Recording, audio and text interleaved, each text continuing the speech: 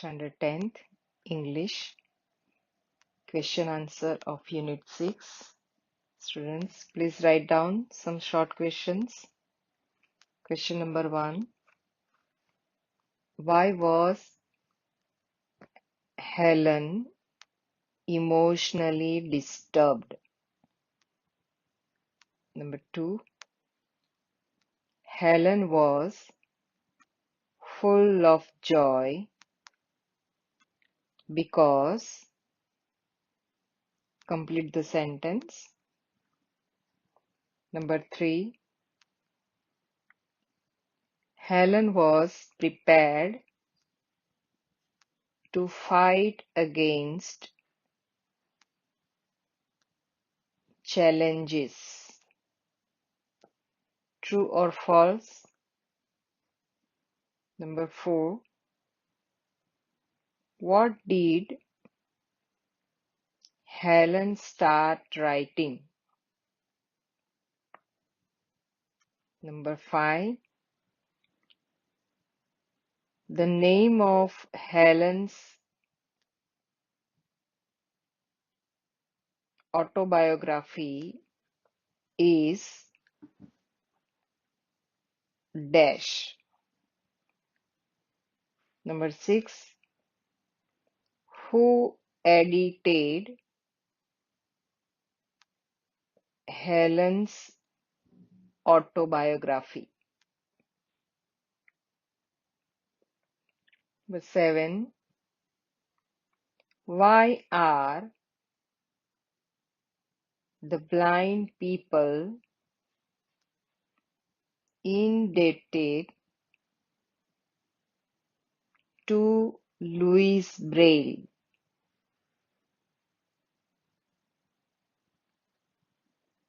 Number 8. Helen was proud of herself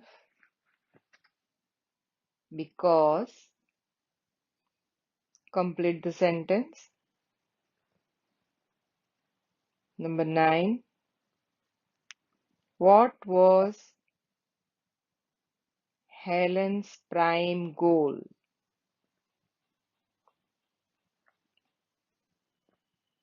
Number 10. Helen needed funds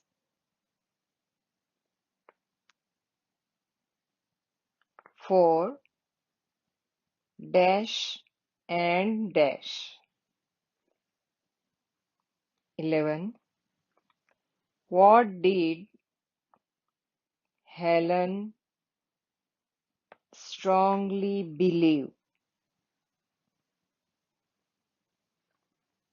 Number 12. Into inverted commas. Then came a dark cloud in my sky. Commas over. What does this sentence mean? Number 13. Did Miss Sullivan stop helping Helen?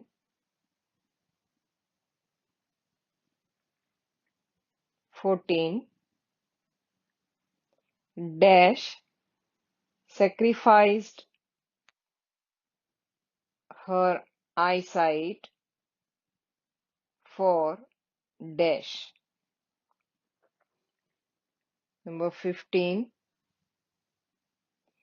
Helen would not have enjoyed the beauty of the world if dash. Complete the sentence. Now let us see on page number 69, vocabulary. V1. Circle the word having almost similar meaning. Now you have to circle the word number 1 utter, say and speech.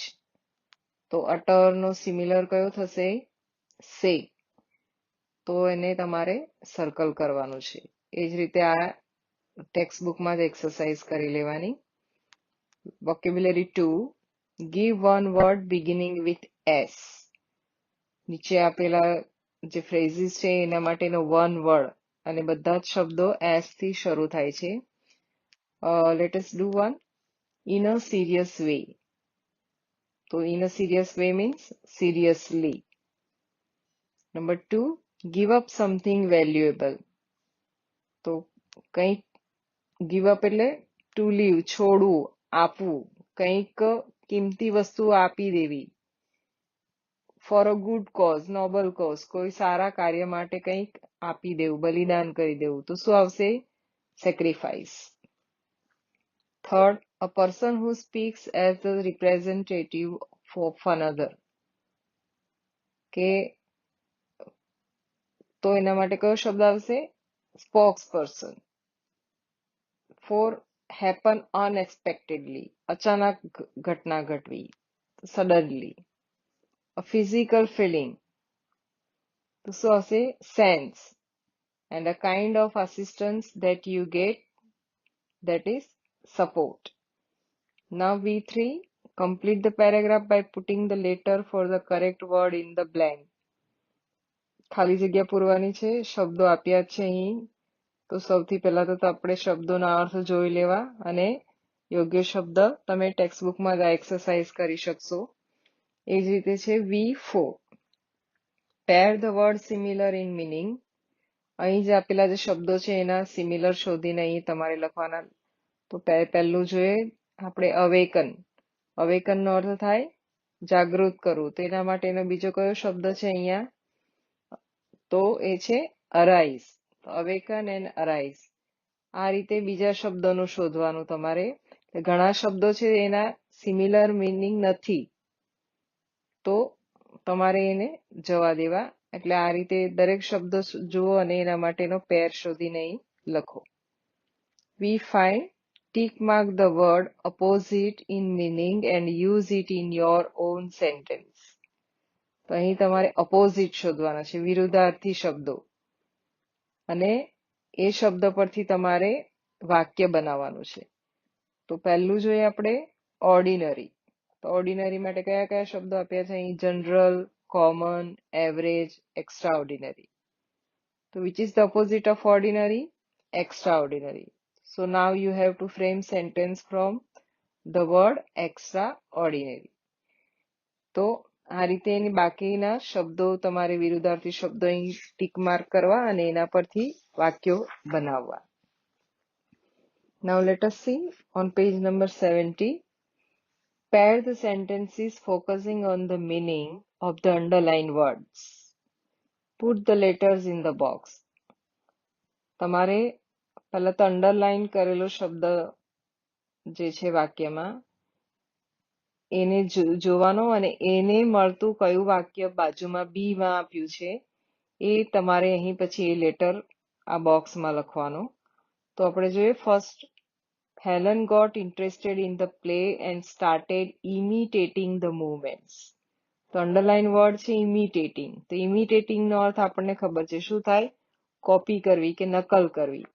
તો આ બી માં એવા કયું વાક્ય આપ્યું છે કે જેનો અર્થ આ થાય?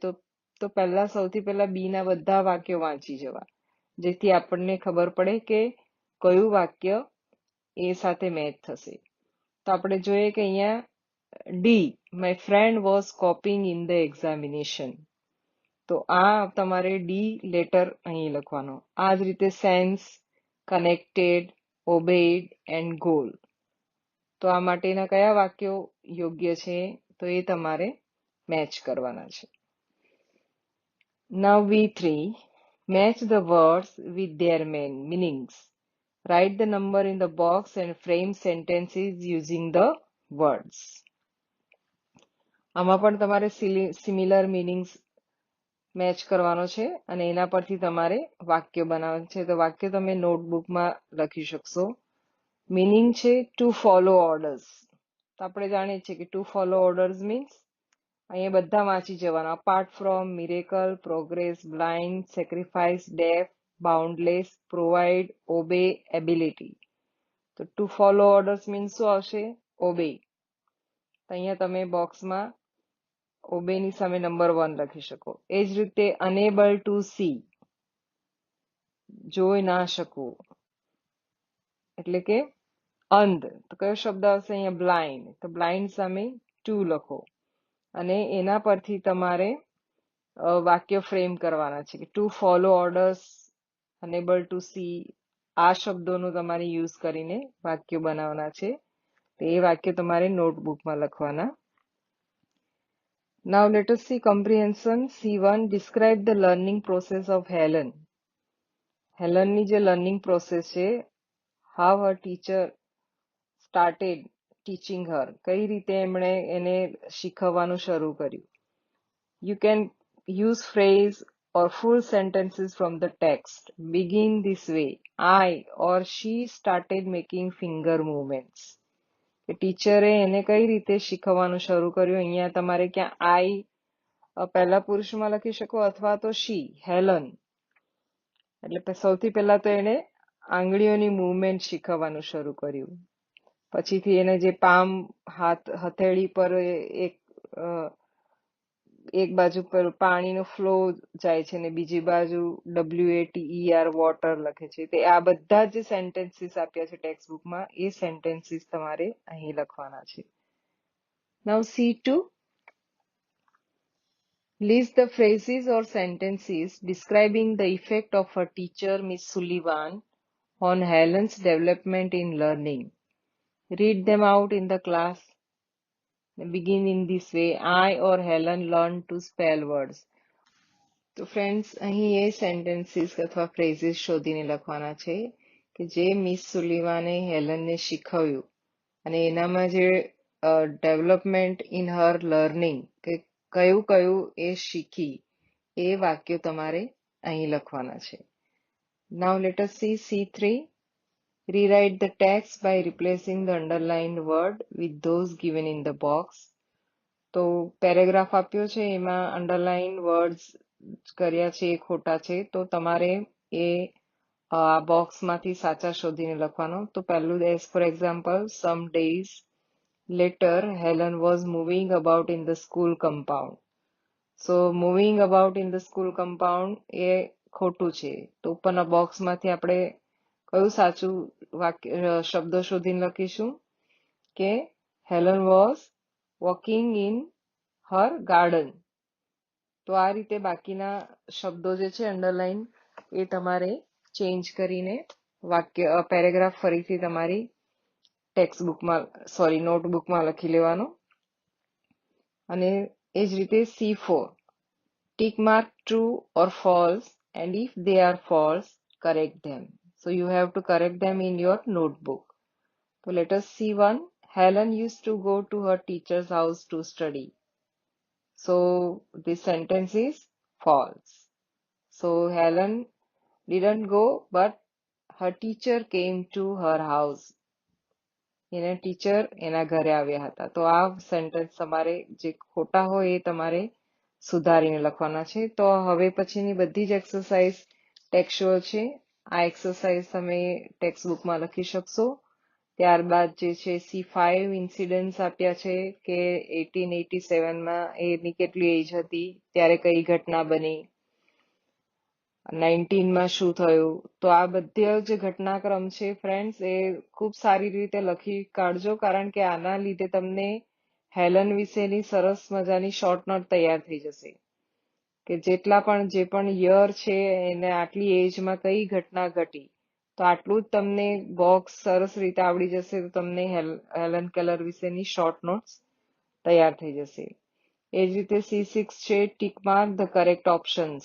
So you have to complete this exercise in your textbook. સાચો જવાબ તમારે ટીક માર્ક કરવાનો. અને એ જ રીતે C7, answer this questions. You can write down in your notebook. And C8 છે, answer this question in 3 to 4 sentences each. એ પણ તમે નોટબુકમાં કરી શકશો. એન્ડ બંને શોર્ટ નોટ્સ જે છે, વન હેલન અ ગિફ્ટેડ લર્નર, હેલન વિશે છે, જે આપણે આગળની એક્સરસાઇઝ કરીએ છીએ તો તમે ખૂબ સારી રીતે લખી શકશો. અને second one is an સુલિવન, a wonderful teacher. તો બંને શોર્ટ નોટ્સ નોટબુકમાં લખી લેવાની અને તૈયાર કરી લેવાની. Thank you very much. Have a nice time.